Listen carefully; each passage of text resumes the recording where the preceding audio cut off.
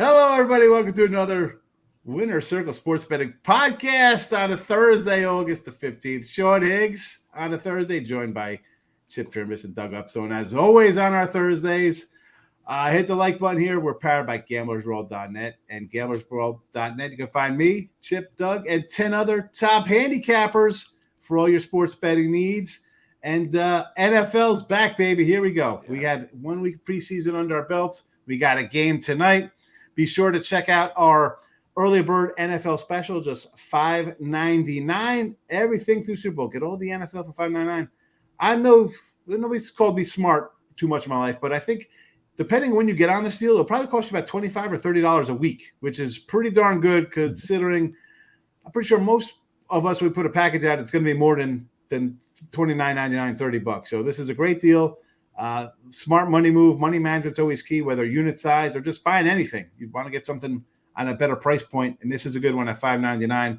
And also, if you want baseball, we have that up as well for $3.49. All picks, 3, 7, 38 packages are guaranteed. You can't beat that. Show a profit, or we credit your back on the 3, 7, and 30-day packages. Wonderful. There's the hype. Hit the like button. Twitter, the X, we're there. Come find us here on YouTube. Let's go. It's Thursday. Gentlemen, we got it. Before we jump into baseball, we got a couple games. We did go, me and Chip went 1-1 yesterday. We got a push in his game. I ended up taking Los San Fran. The Braves found their bats, but we got a football game tonight. It opened up the Patriots for 2.5. Now they are the 2.5 point dog to a 2.5 point favorite. So, hello, preseason. This is what we kind of see. Me and Chip talked a little bit about this yesterday. But, Doug, it's been a couple days since we saw you. How are you doing? What do you think about this move? Is it typical or preseason kind of stuff or what? Yeah, it's just it is actually typical. Now, what it actually means and how it'll play out in this particular game, I didn't have the cojones to make this happen, okay, on this game. I thought about it, but just does not. But anyways, you know what? And it doesn't matter because, today I'm just angry. Okay, I'm not going to not going to deny it. Just come straight out and say it. I'm sorry. 2 inning losses yesterday with leads of 3 and 2 runs in the 8th and 9th inning. So yeah, okay. And to your point, you said never look in the rearview mirror. I'll tell you what, when the rearview mirror is staring at you, okay, you're looking at it. Okay, so I'm done. Okay, it's over. And I've on this channel I have talked frequently about my overtime prowess. Okay, and in fact, I could probably, with my overtime losses, if I could live bet against myself, okay, in extra innings or anything like that, I could have Doug's overtime casino probably in Henderson, okay. So I would be good to go there. But you know what? It's a new day. Got a baseball pick here at Gamblers World, okay, ready to go to make good on some unfortunate bad luck. So from that standpoint, I'm good to go, and a little CFL action for you, also, Sean. Okay, on that one, and even with the pair of setbacks yesterday, still on a nice 9-4 run. So I'll take it. Okay, so we'll just move on from that. It's like Chipper seems to be back. Chipper's out in the bunker in the desert. Well, you know what? I'm going to join Crier's Corner with Doug here because I was 0-3 yesterday. I broke a 2-month streak where I had just been trodden along. So, Doug, having those leads, at least you were in the ball game. I got crushed everywhere I went yesterday. I didn't have a chance in any of the games. But I'm out of Crier's Corner right now. We got NFL action tonight, and I'm really looking forward to it off a great weekend. 2 best bet winners. And I think, like we talked about the preseason, how these numbers change and how they move. It's only professionals moving this right now.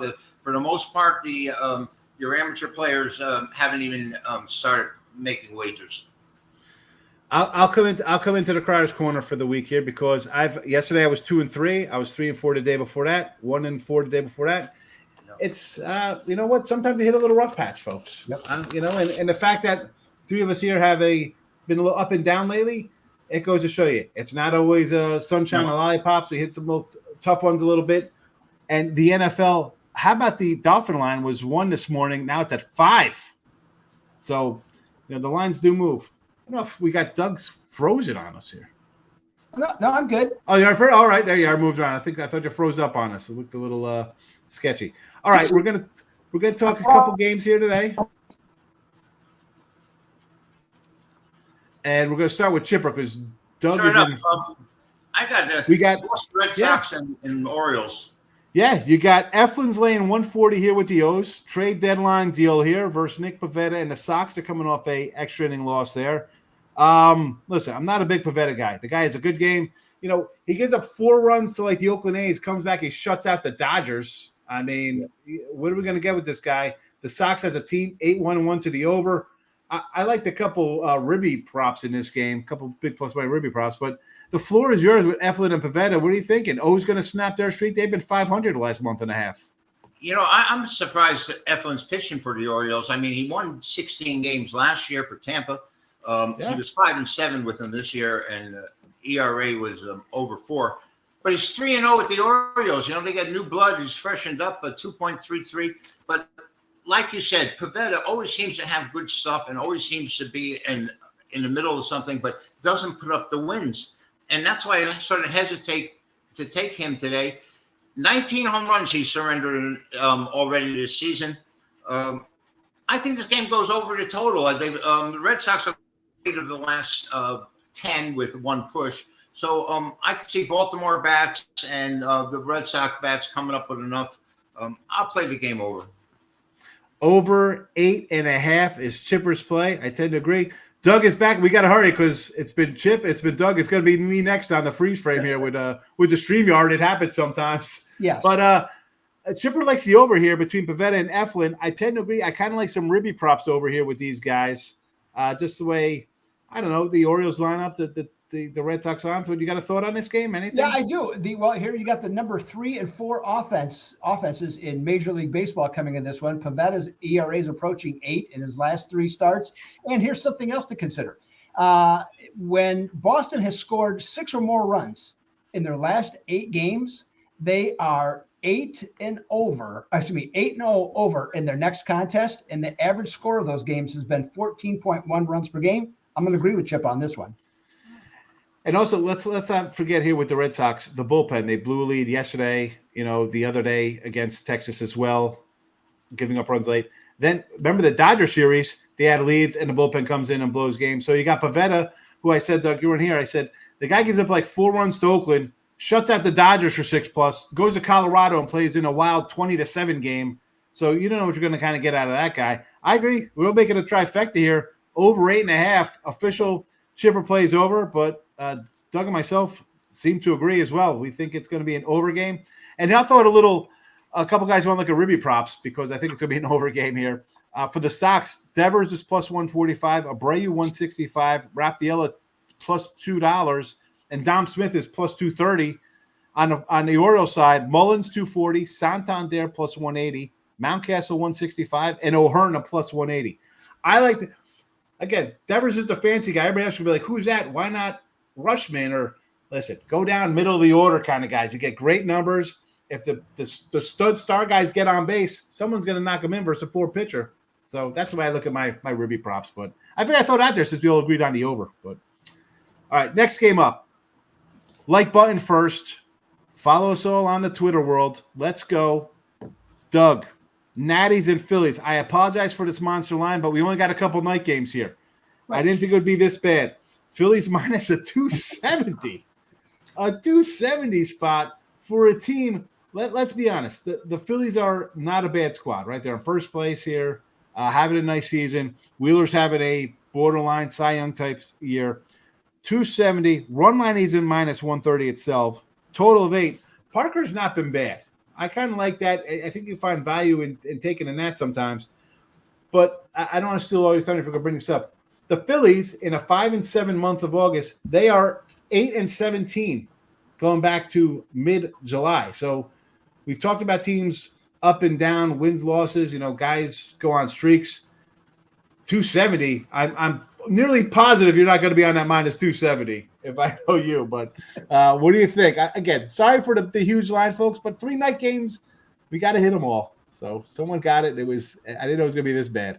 Yeah, well, Phillies, they had lost 4 in a row and 5 straight at home, which of course then the Philly fans were booing like crazy this week. Yeah. In that situation. But they had a nice come from behind win, and the offense really woke up. The win 9-5 last night. I think it's going to put some extra juice in their step offensively. And you mentioned, Washington's rookie left-hander Mitchell Parker.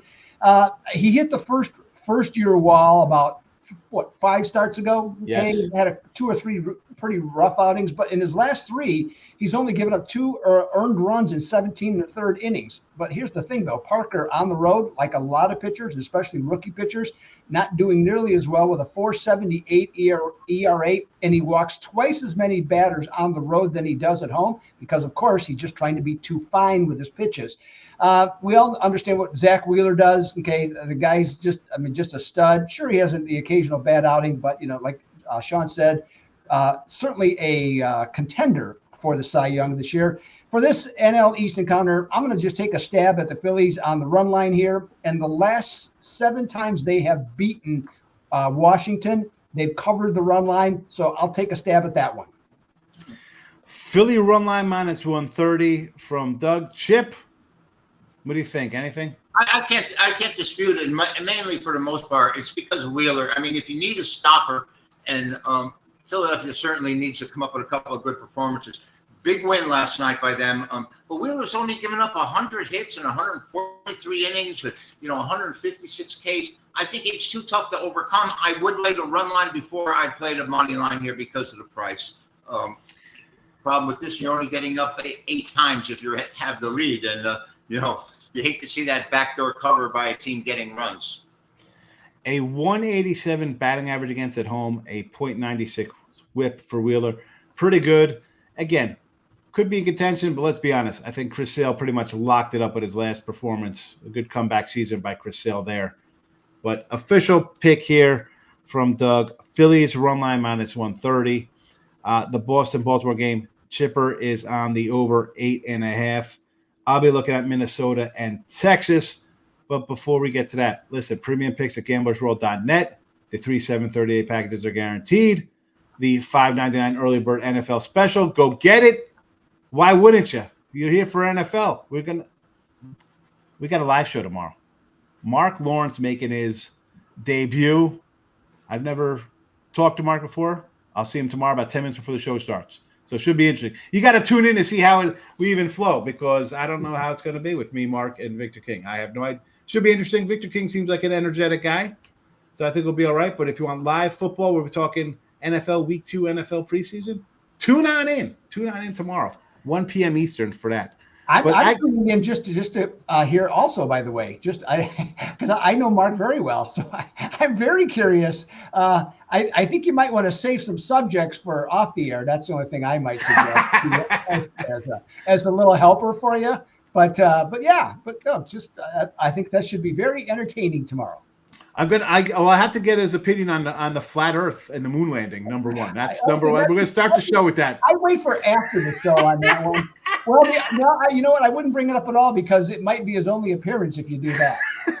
So he has no sense of humor. He has no time for childish nonsense. All right, good to know. Well, he's going to get it anyway because that's how I'm going to come in and be. But so tune into Mark's lone appearance on the network tomorrow with me.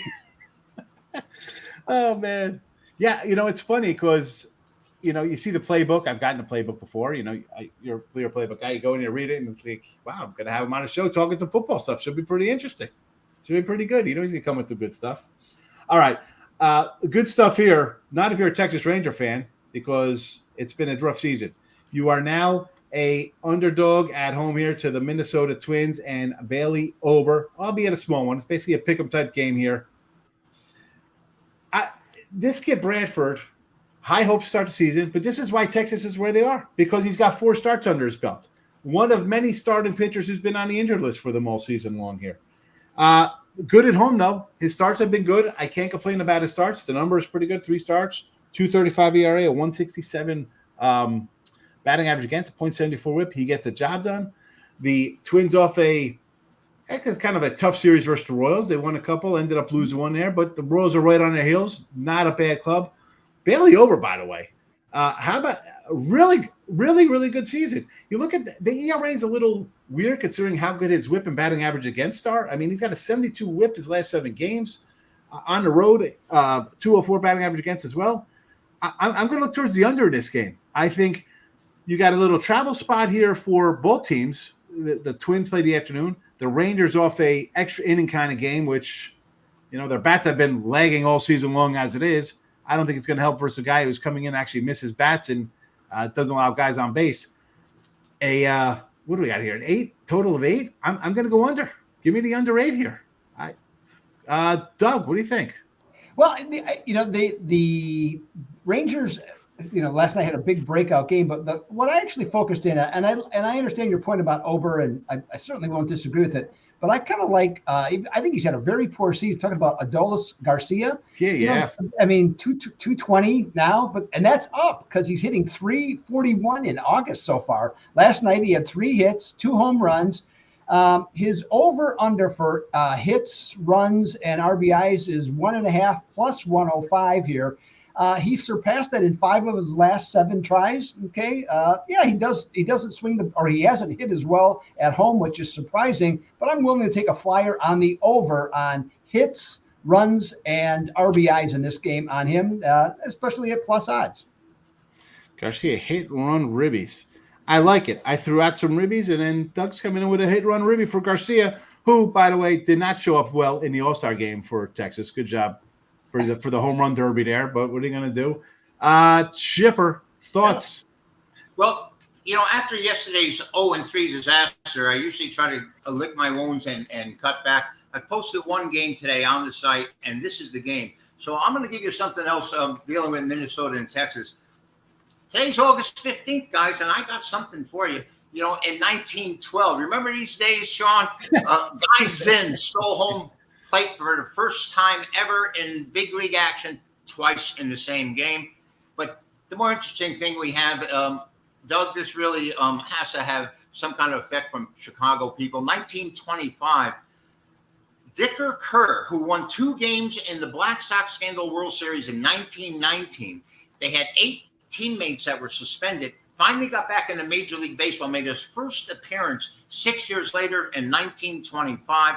This is a 2-game winner in the World Series. They still weren't going to let him be part of the action. Mountain Landis came in after the World Series was fixed.